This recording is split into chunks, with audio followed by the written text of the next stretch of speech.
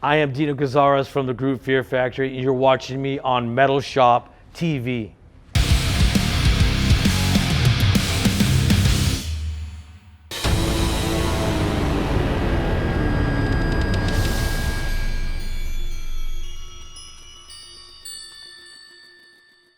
Well, it's always been, a satisfaction for me to perform in front of a crowd, no matter small, big, festival, club, garage, backyard.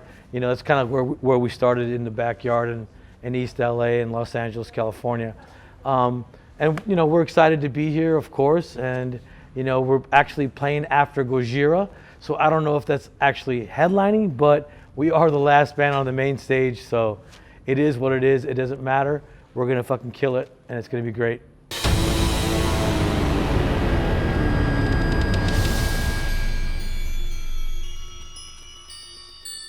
Well, right now it's gonna be Demanufacture, because obviously it's the 30-year anniversary, and it's a great milestone to reach 30 years on a record.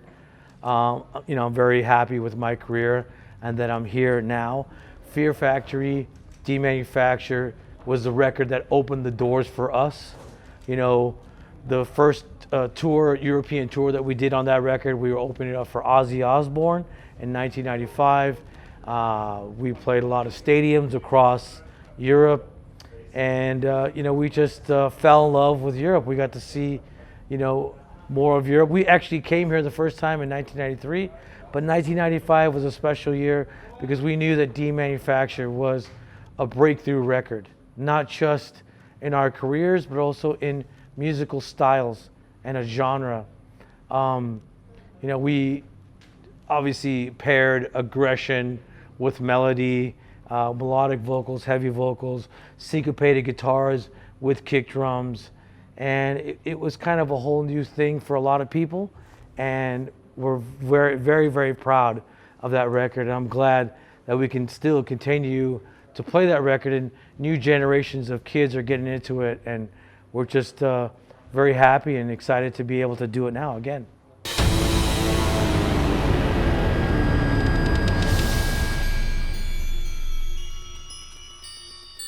Well, it's been almost 3 years that we've been working with Milo Silvestro. And yeah, definitely he brings a new element to the band. He is reminiscent of what Burton sounded like back in 95, 96, maybe even 98, 99. And he obviously, people want to hear those songs sang properly, live.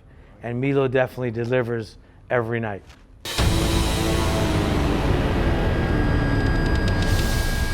That seems to be the big question. Since there's kind of been a resurgence of Fear Factory, we've been constantly touring for the past 2.5 years. I mean, this is probably our 4th time coming to Europe, and that's a lot. That's like 2 times a year. And the same thing in the States and across the world.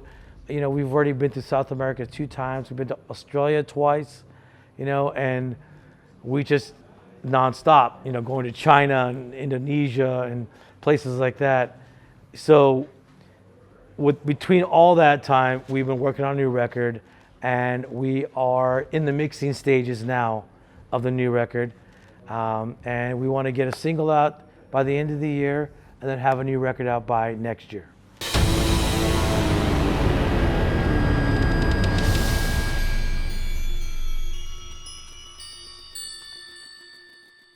Yeah, I mean, we've never said that we didn't like technology. We always played both sides. We've always told you the good side, we always told you the bad side. Back in 1996, when we created Demanufacture, there was definitely a war against the machines, because at the time we really didn't understand where this was going to go. But by the time we hit obsolete, we realized that technology was a big change, and that it was going to make things obsolete. People's jobs, old technology versus new technology. And then now here we are in the AI stages. And people, in some ways, people don't even notice it, because it's adapted into everything that we use today. You know, everything from Google to, you know, your Instagram, your Facebooks, everything is AI. And, you know, some people are for it, some people are against it. There are artists who are against it, but there are artists who are actually using it as a tool to create their art, whether it's music or actual art. But, you know, it's here to stay, it's not going anywhere. If anybody is anti-AI, then you need to get rid of all your electronic devices, your computer, your cell phones, you name it, get rid of it. If you want to get rid of, even cars now have AI. So get rid of all that, you know, if you're against AI. Because actually, every comment that you make, everything you post helps AI learn. And AI is getting more powerful because we are on the internet, you know, making comments, having conversations, texting back and forth, you name it, posting pictures. All that does is feed the algorithm to AI to learn more and more and more and how to become more human. So if you're against AI, get rid of everything because there's nothing you can do about it. It's here and it is what it is.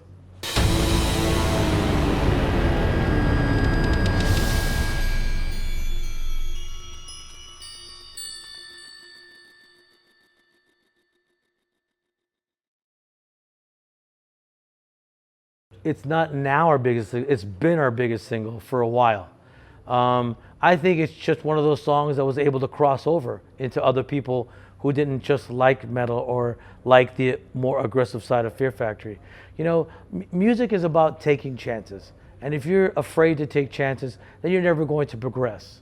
So we've always been about taking chances, even way back when we did Fear's the Mind Killer in 1993, which was a remix EP from Soul of a New Machine.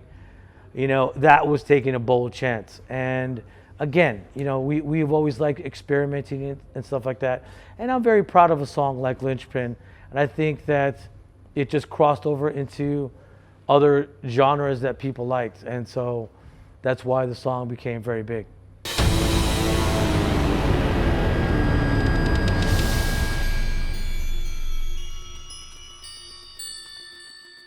99% focused on Fear Factory, but there is that little part where I'm going to be doing new Assassino record, hopefully a new Divine Heresy record, you know what I mean? But the main focus, of course, is Fear Factory because that's the band that most people know. And so that's pretty much what I stick with.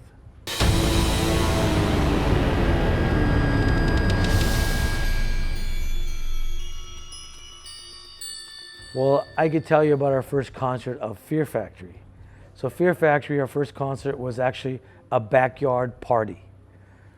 In Los Angeles, you know, people have backyards behind their house and they set up a stage and sometimes lights and sometimes nothing. You're just playing on the floor, right? And I remember that we were standing on the concrete and I stepped in the grass that was wet and I got electrocuted. Bzz. So that's pretty much how I remember our first gig.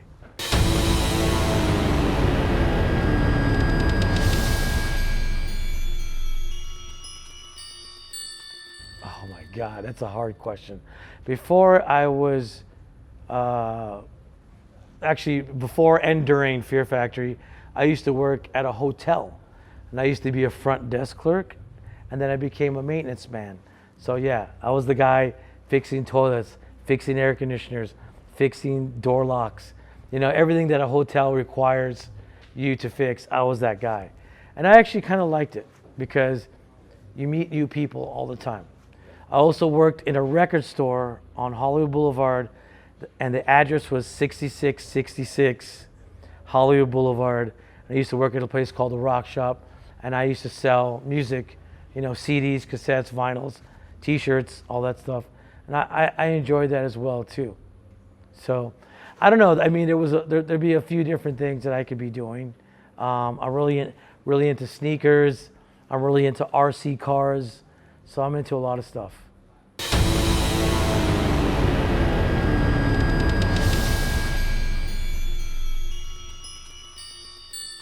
One of the most embarrassing moments that I had was one time I was playing, opening up for Ozzy. This was in the United States. and some of my family members were in the crowd watching the show, and I was headbanging, going crazy, and my button on my shorts broke, and I didn't notice, and my pants, my shorts slipped down, and of course my thing was sticking out. That was one of the most embarrassing moments of my time, but luckily I ran back to the side of the stage, and my guitar tech had some gaff tape, and he put tape around my shorts so it'll stay up. But I didn't stop playing, just so you know.